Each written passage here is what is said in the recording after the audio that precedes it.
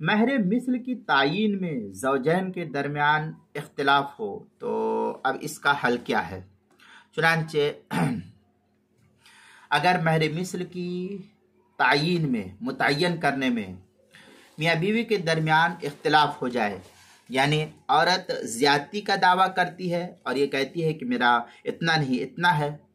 اور شوہر اس کا منکر ہو، تو بیوی پر اس بات کی گواہ کو پیش کرنا لازم اور ضروری ہوگا کہ تم زیادتی کا اقرار کرتی ہو تو اس کو پر گواہ پیش کرو۔ اس کے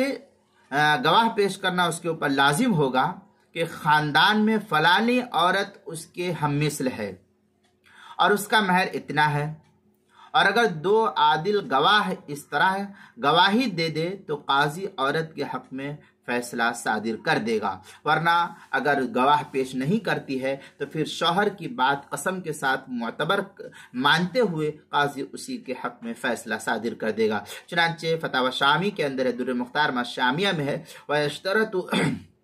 فيه أي في ثبوت مهر المثل إخبار رجلين أو رجل أو امرأة ولفظ الشهادة فإن لم يوجد شهود عدول فالقول للزوج بيمين۔ اس طریقے کی عبارت جو در المختار شامی کتاب النکاح باب المہر جلد نمبر 4 صفحہ نمبر 284 جو زکریا بک ڈپو دیوبند کا ہندی نسخہ اس کے اندر کتاب المسائل چوتھی جلد صفحہ 297 پر بھی اس کو نقل کیا گیا ہے۔